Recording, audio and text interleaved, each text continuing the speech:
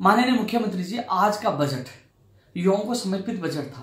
जब आपने पहली बार घोषणा की, राजस्थान के युवा झूम उठे थे कि कोई ऐसा मुख्यमंत्री है जो राजस्थान के युवाओं के लिए पहली बार युवाओं के लिए अलग से समर्पित बजट लेके आ रहा है। लोग, कोई कह रहा था 2 लाख पदों की घोषणा होगी, कोई कह रहा था 1 लाख पदों पर घोषणा होगी, कोई कह रहा था छात्र संघ आयोग बनाया जाएगा, फर्जी डिग्री डिप्लोमा के खिलाफ भी कानून आएगा और पेपर लीक माफियों के खिलाफ भी सख्त कदम उठाए जाएंगे, कोचिंगों की मनमानी के खिलाफ एक्ट आएगा। लेकिन ऐसा कुछ भी दिखने को नहीं मिला।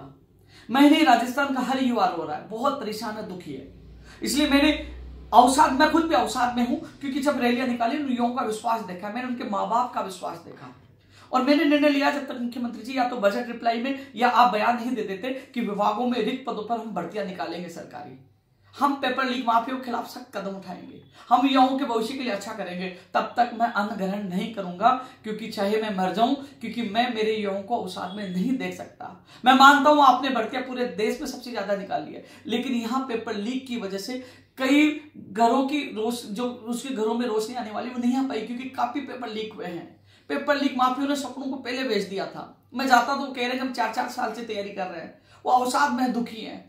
मेरे युवा बेरोजगार को पेपर लीक माफियों से बचाइए, पहले से जो राजपासा रासू का उनको आगामी भर्तियों में तत्काल लागू करिए, विश्वास दिलाइए कि एक भी पेपर लीक नहीं होगा। और कहिए, मैं हाथ जोड़कर निवेदन कर रहा हूं कि हम भर्तियां निकालेंगे। और आप जब तक घोषणा नहीं कर पाओगे, नहीं कर दोगे, या आप रिप्लाई में जवाब नहीं दे दोगे, मैं अन्न ग्रहण नहीं करूंगा। मैं घोषणा करता हूं, उम्मीद करता हूं मुख्यमंत्री जी आप हमेशा की तरह जो आप संवेदनशीलता दिखाते हो, आप युवाओं को विश्वास दिलाओगे कि पेपर लीक भी नहीं होगा और भर्तियों की घोषणा भी होगी। राजस्थान का हर युवा आज टकटकी लगा के आपका पूरा बजट देख रहा था, क्योंकि युवाओं को समर्पित था, लेकिन कुछ नहीं मिला तो युवा अवसाद में भी और आक्रोशित भी है। मैं कह रहा हूं मुख्यमंत्री जी, जो सबसे ज्यादा चुनावों में जिनकी सबसे बड़ी भूमिका होगी युवाओं की होगी, 60% युवा हैं, उनके परिवार हैं, और जो जिताने में एक सबसे बड़ा योगदान होगा, आज वो अवसाद में दुखी है। तो मैं उनकी तरफ से हाथ जोड़कर निवेदन कर रहा हूं, प्लीज आप जितने विभागों में पद रिक्त हैं उनकी घोषणा करिए, क्योंकि जब भी आपने सीएमओ में आपके निर्देश पर जब शिक्षा विभाग, चिकित्सा विभाग और डीओपी में जब हमारी मीटिंग करवाई, तो उन अधिकारियों ने मुझे आश्वासन दिया था कि हम भर्तियां निकालेंगे, और मैंने मीडिया में कहा था कि इन भर्तियों को लेकर सहमति बनी है। और उस आशाओं में लोग बहुत खुश थे, क्योंकि एक आस जग जाती है जब सहमति बनती है, वार्ता सफल होती है।